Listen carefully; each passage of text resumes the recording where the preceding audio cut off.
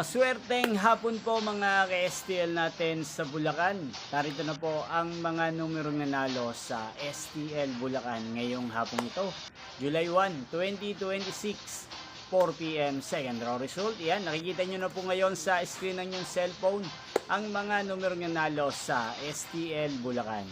In exact order po yan. At kung maswerte namang natayaan nyo po ang mga numerong yan kanina, congrats po sa inyo.